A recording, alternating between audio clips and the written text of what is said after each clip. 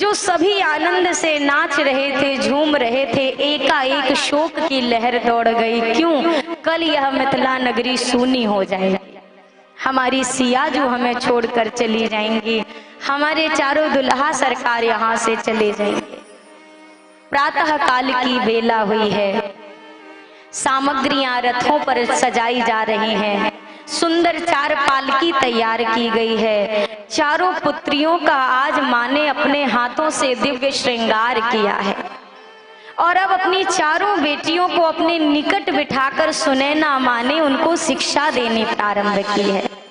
पुत्री, अभी तक आपके कंधे पर केवल एक वंश की मान मर्यादा का भार था, पर अब आपके कंधों पर 2-2 कुलों की मान मर्यादा का भार है। जैसे आपने अभी तक निमि कुल का मान बढ़ाया है वैदेही, अब यहाँ से जाकर के आपको रघुकुल का भी मान बढ़ाना है। सास की, ससुर की, श्रेष्ठ जनों की सेवा करना, सम्मान करना, पति का रुख देखकर कार्य करना, इसी में आपकी बड़ाई है। कोई ऐसा कार्य ना हो वैदेही जिससे आपके पिता के दिए गए संस्कारों पर कोई प्रश्नवाचक चिन्ह उठे। मैं आप सभी यहाँ जितने बैठे हैं सबसे निवेदन करूं, जब आपकी बिटिया आपके घर से जाने लगे, विदा होने लगे, सामान की पेटी 1000 दो, पर एक संस्कार का पिटारा जरूर देकर भेजना। सामान समाप्त हो सकता है पर संस्कार समाप्त होने वाला।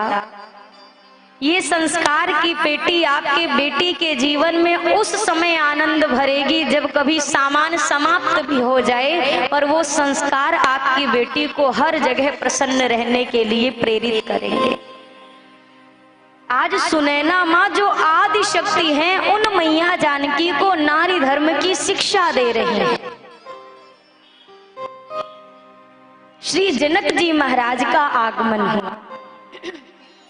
भैया, जब पुत्री का विवाह तय हो जाता है ना, उस दिन से लेकर के बिटिया विदा हो जाती है, उस दिन तक ऐसा आप नहीं कह सकते कि बस एक दिन की तकलीफ होती है। जिस दिन बेटी जाती है, माता पिता का हृदय उसी दिन से इस बात की तैयारी करना जी की ऐसी दशा हो।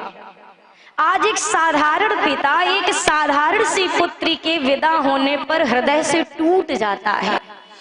जिंदगी में जो कभी नहीं रोता वो पिता आज के दिन रोता है। एक तरफ जहां वह विवाह की पूरी तैयारियों को खुले दिल से करता है, दूसरी तरफ वह अपने हृदय को समझाता रहता है, थोड़ा समय और है और मेरी पुत्री चली जाएगी। पूरे घर को जो संभाल कर रखता है, उस मुखिया को संभालने का कार्य उसकी पुत्री करती है। और बेटी जब जाने लगती है तो माता पिता यही सोच पड़ते हैं कि अब आगे क्या। वास्तव में बेटियां भैया त्याग का पात्र होती हैं। वो जब तक रहती हैं अपने मायके को सजाती हैं, संभालती हैं बिना किसी स्वार्थ के, और यहाँ से जाने के बाद उस जगह को अपना बना लेती हैं जो नया है, जिसके विषय में वो जानती तक नहीं है। किसी एक कवि ने बड़ी अच्छी बात कही, लड़कियां चिड़िया होती हैं पर उनके पर नहीं होते। बेटियों के मायके भी होते हैं, ससुराल भी होते हैं, पर बेटियों के अपने घर नहीं होते। मायके में कहा जाता है तू तो पराई है, ससुराल में कहा जाता है तू तो पराए घर से आई है। अब तू बता विधाता, तूने बेटी कौन से घर के लिए बनाई है। उसका अपना कुछ नहीं, जन्म से लेके विवाह के पहले तक माता पिता का नाम उनके अधीन, विवाहोपरांत पति और ससुराल के अधीन, संतान के बाद संतान के अधीन। अपने जीवन में अगर उसने क्या पाया क्या खोया तो देखोगे ना कुछ मिला है ना कुछ रखा है। उसी निष्काम भाव से सेवा। आज श्री जनक जी महाराज, क्या स्थिति है बाबा जनक की, जब माँ जानकी को श्रृंगार से सजा देखा, जैसे कोई बच्चा किसी चीज को पाने के लिए दौड़ कर जाता है कि कहीं ये मुझसे कोई और ले ना ले, छीन ना ले। आज जनक जी महाराज दौड़ करके गए और हृदय से लगा दिया। यहाँ पर माता पिता की स्थिति का वर्णन करने से पहले गोस्वामी जी ने मिथिला के पशु पक्षियों की भावना का वर्णन किया कि जानकी जी के विदाई की बात सुनकर मिथिला के पशु पक्षी विकल हो उठे हैं। गोस्वामी जी ने लिखा,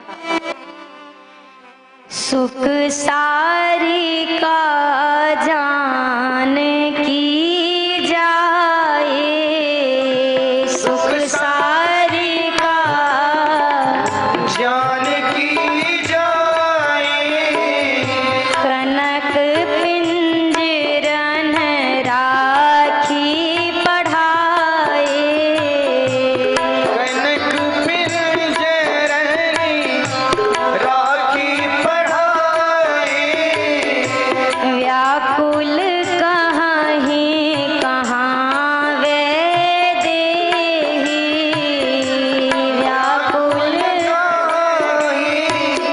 कहाँ में देही, सुनि धीरज परिहरिय न केही, सुन धीरज परिहरिया केही, भय विकल खग मृग एहि भांति, भय विकल खग मृग एहि भांति, मनुज दशा कैसे कही जाती, मनुज दशा कैसे कही जाती, बंधु समेत जनक तब आए, बंधु समेत जनक तब आए, प्रेम उमगी लोचन जल छाए, प्रेम उमगी लोचन जल छाए, लीन राय उर लाय जानकी, लीन राय उर लाय जानकी, मिटी महामर जाद ज्ञान की, मिट्टी महामर जात ज्ञान की, बंधु समेत जनक तब आए। अपने भाई कुशध्वज जी के साथ श्री जनक जी महाराज उस स्थान पर आए जहां पर मैया सुनैना चारों पुत्रियों को श्रृंगार से अलंकृत कर कर नारी धर्म का उपदेश कर रही थी। जनक जी महाराज ने आज जैसे ही माँ जानकी को इस श्रृंगार में देखा और मन में यह भाव उठा, बस मेरी वैदेही थोड़ी देर में मुझे छोड़कर चली जाएगी। जनक जी महाराज व्याकुल होकर दौड़ पड़े, दौड़ करके गए और जाकर जानकी जी को अपने हृदय से लगा दिया। जैसे सुबह से निकली हुई गैया माँ जब सायंकाल वापस लौटती हैं तो अपने बछड़े को देखते ही वो दौड़ पड़ती है। जनक जी महाराज ने माँ जानकी को हृदय से लगाया, रुदन करने लगे। आज जनक जी की स्थिति को देख करके जो मंत्री जन आए हैं आज वो विचार कर रहे हैं, हमने जनक जी, ये तो परम ज्ञानी हैं और परम ज्ञान को धारण करने वाले जनक जी महाराज आज ऐसे रो रहे हैं एक शिशु की तरह। सुनैना माँ जनक जी को समझाने लगी, भैया कोई कितना भी मजबूत हृदय का व्यक्ति हो, किसी दूसरे की बिटिया भी अगर विदा हो रही होती है तो सामने वाले के नेत्रों में अश्रु आ जाते हैं। फिर अपने आंगन में खेली हुई बिटिया जब आज जिसको आप पेड़ की तरह, जैसे कोई अगर किसी पौधे से प्रेम करे, जल डालता है, सींचता है, ख्याल रखता है, संभाल कर रखता है, लेकिन आज उसी तरह से जिसका जीवन भर अपने हृदय से लगाकर जनक जी ने पालन पोषण किया, आज उन्हीं माँ वैदेही के विदाई की बेला है। जनक जी महाराज फूट फूट कर रो रहे हैं, रुदन कर रहे हैं। सुनैना माँ समझा रही हैं, महाराज धीरज धरिए। और आप कभी भी देखना, बेटी विदा होने लगती है तो माँ से ज्यादा कमजोर पिता पड़ जाता है। माँ तो थोड़ा सा अपने आप को मजबूत कर लेती है। इस समय पिता को और भाई को, इन दो को संभालना बड़ा मुश्किल होता है। तो भाई जब तक विवाह नहीं हुआ होता तो यही भाई सबसे पहले कहता है, मैं चाहता हूं इसकी जल्दी से शादी हो और वो यहाँ से जाए। और वही भाई जब अपनी बहन को जाते देखता है तो सबसे पहले वही रोना शुरू करता है। आज सुनैना माँ जनक जी को धीरज बंधा रही हैं, महाराज धीरज धरिए। जनक जी कहते हैं, सुनैना अगर मुझे जरा सा भी आभास होता मेरी वैदेही के जाने से मेरी यह गति होगी, मैं सत्य कहता हूँ मैं आजीवन अपनी बिटिया को अपने हृदय से लगा कर रखता। सुनैना मेरी वैदेही मेरे पीछे पीछे बाबा बाबा कहकर दौड़ती रहती, कल से मुझे बाबा कहकर कौन बुलाएगा। सुनैना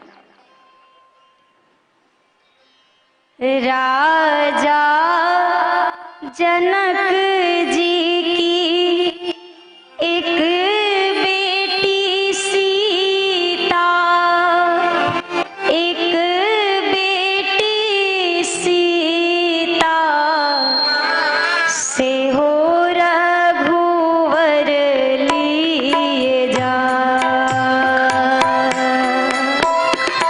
से हो रघुवर लिए जा।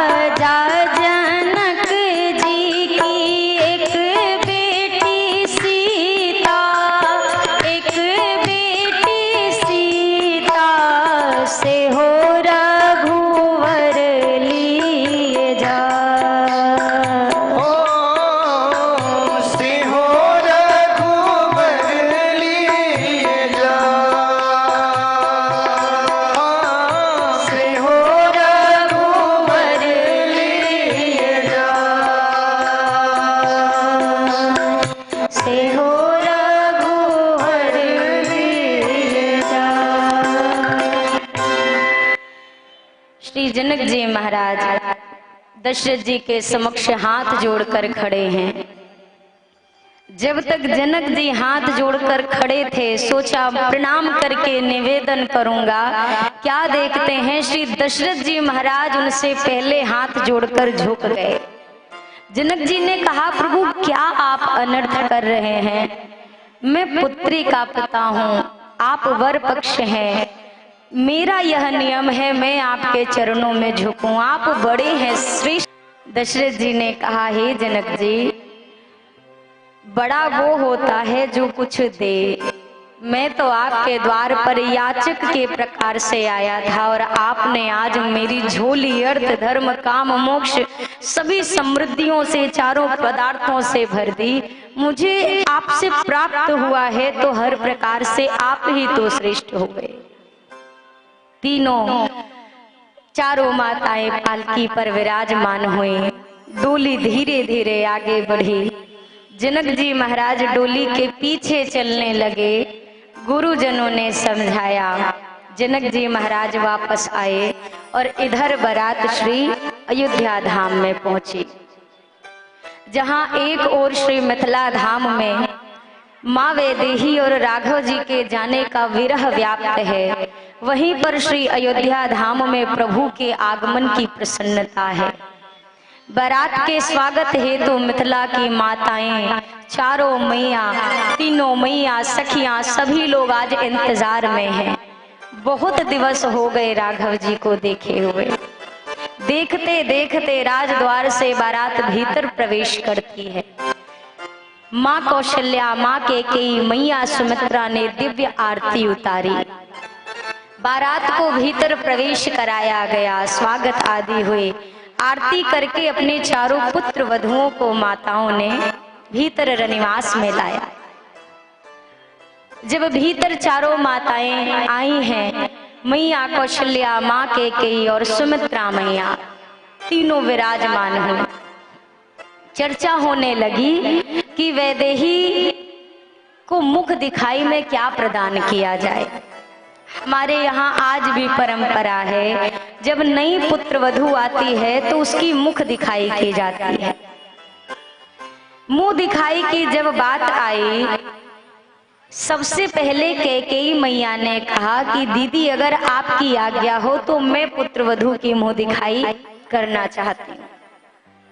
मैया कैकेयी ने जानकी जी को मुख दिखाई में कनक भवन प्रदान किया। आज भी अयोध्या में हमारे कनक बिहारी सरकार विराजे हैं।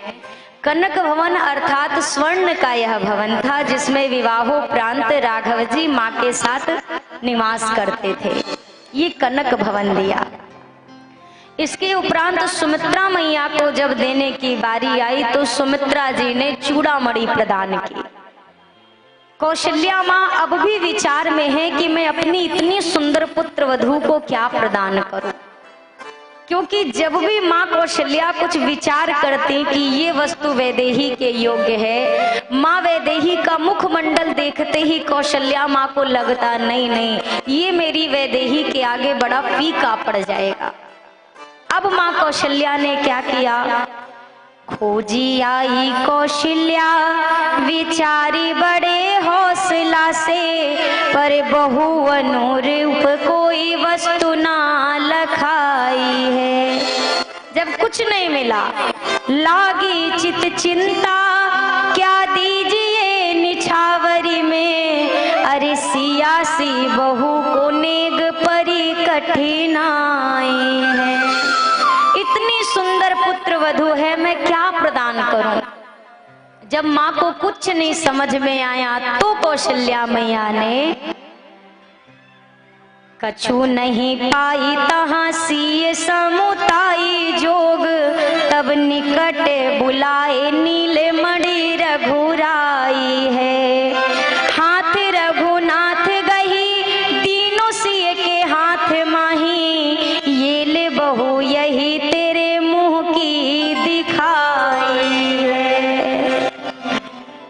माँ कौशल्या को लगा मेरे पास जो मणि है मेरा नील मणि, मेरा राघव, इससे सुंदर मणि संसार में दूसरी हो ही नहीं सकती। राघव जी को पास बुलाया, राघव जी का हाथ सियाजू के हाथ में दिया और कौशल्या माँ ने कहा पुत्री आज से मेरा राम आपका हुआ। मुख दिखाई में प्रदान किया। अब यहाँ के आनंद का दर्शन करिए। इतना आनंद है यहाँ पर श्री अयोध्या धाम में। 11 वर्षों तक यह आनंद उत्सव चलता रहा।